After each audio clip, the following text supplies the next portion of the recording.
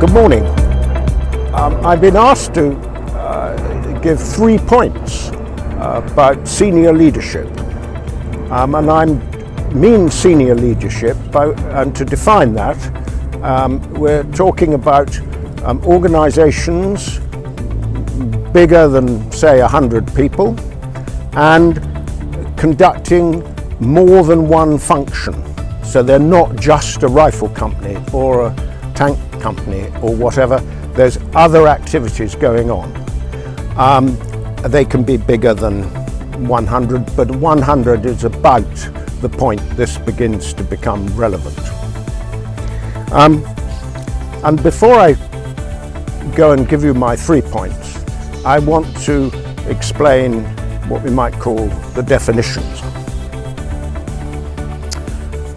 Consider a large, complex, sophisticated machine, and at the levels of command I'm talking about, you will find they are large, complex and sophisticated. When the engineers are designing this machine, they are seeking efficiency. They are trying to construct the machine with the least amount of energy and effort to be put in for the most to come out. Least in, most out. Always remembering that with friction alone, quite apart from any other factor, you will never achieve 100% efficiency. And in our particular profession, the resistance to us achieving our objectives, the opponents, are actively trying to make us inefficient. In addition, each component of the machine is operating at less than 100%. So once you aggregate all the components, then you're multiplying, it is the sum, I beg your pardon, this is the product of those parts, and the degree of inefficiency increases.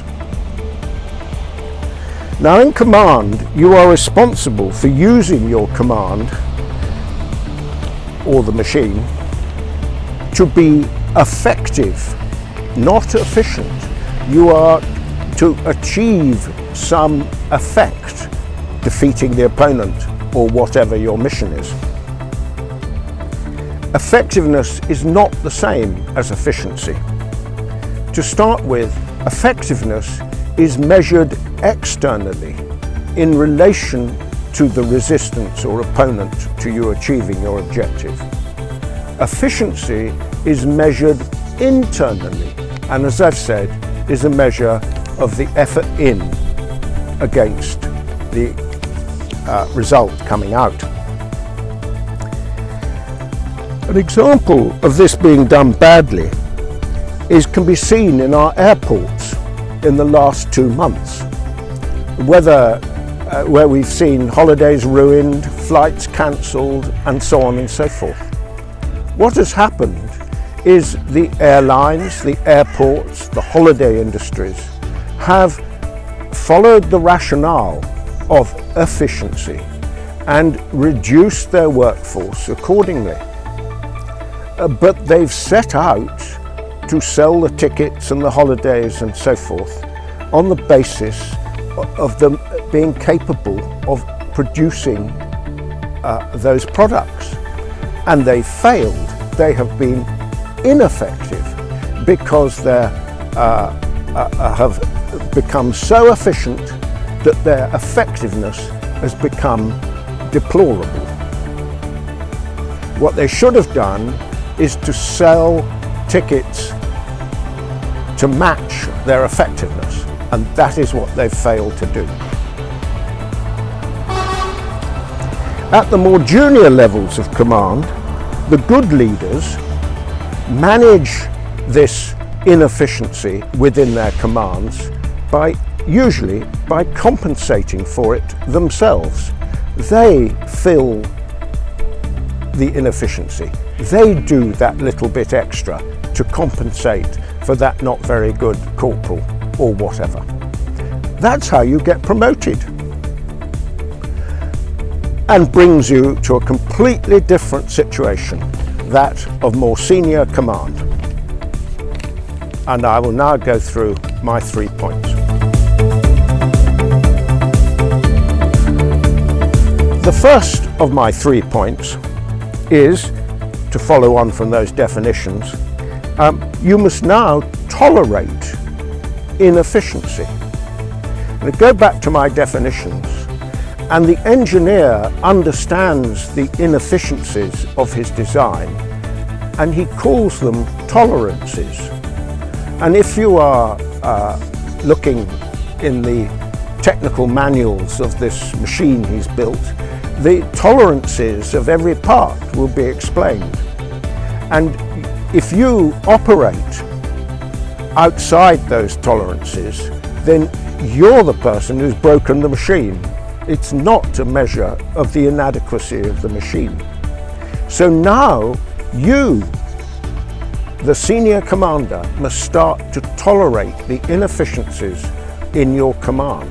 You must know what they are and operate within their limits. If you demand 99% efficiency from a component of your command, that it's only possible to be 94% efficient, you will break your command and it'll be your fault. So understanding the tolerances and inefficiencies in your command is very important. Of course, you must try and make them as efficient as you can, but accept that it will never be 100% efficient.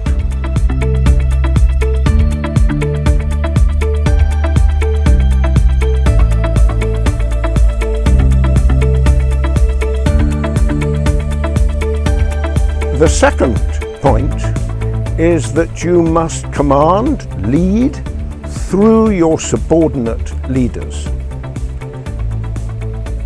They are the people who are in touch with the bottom of your organization. You must command through them. You must strengthen and empower your subordinate leaders. The chain of command, if you like.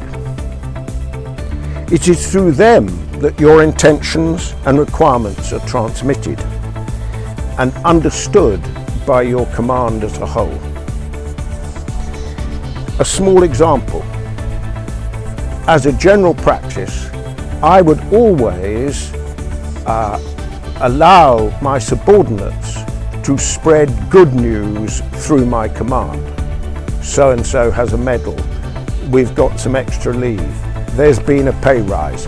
That is something that you are helping your subordinate commanders to be the carrier of that news to their subordinates.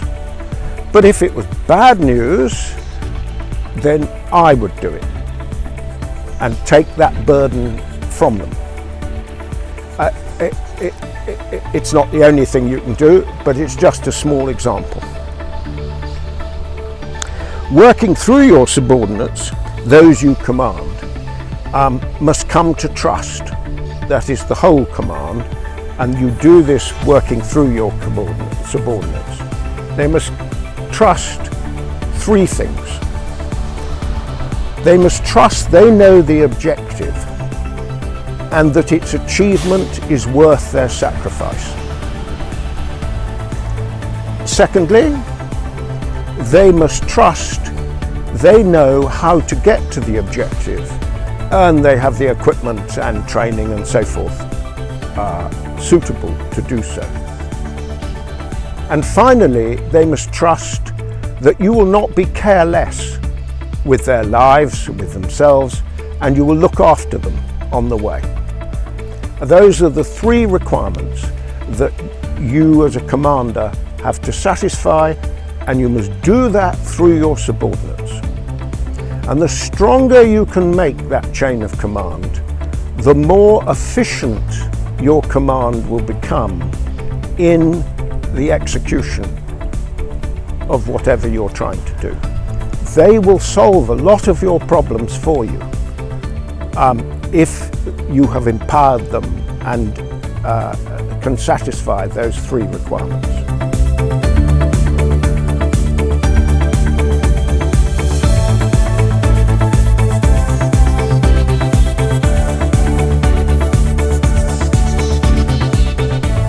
My final point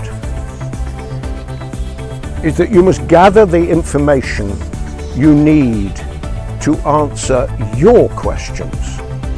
If you don't do this, you will be swamped by information that's all about other people's questions and not yours.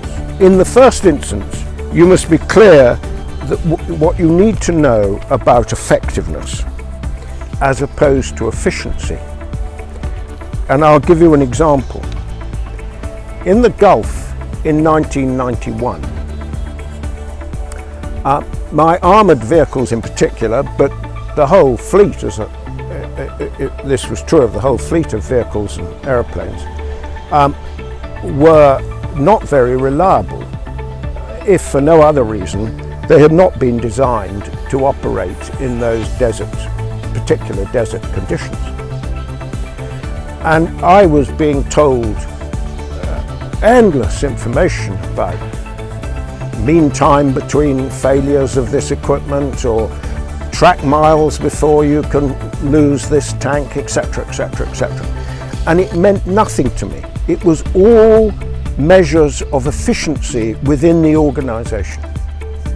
Eventually, I got my staff to distill the information into a single report, and it was this: how far could I drive the whole of the division before we were losing, in particular, fighting vehicles, because we didn't have the spare parts to repair them. And every evening I would be given a figure which was my radius of action for the whole division, and that told me my effectiveness. And I didn't want to know about the efficiency. I had people to do that for me. I was responsible for being an effective divisional commander. And that's the difference between your question and other people's.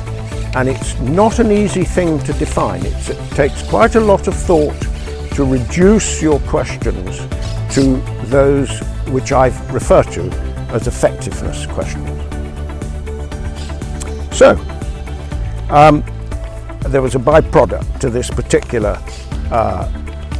debate within the staff, and it links to my second point of empowering the chain of command. As a result of getting everybody to understand that we needed to increase the radius of action of the whole formation, suddenly people began to take initiatives and reallocate where spare parts of a particular nature would be held. And the efficiency grew as a result, and improved considerably as a result of people understanding the need for the effectiveness. But only worked because the chain of command was confident that they understood what I was doing and the result that was expected. So to end, 3 points.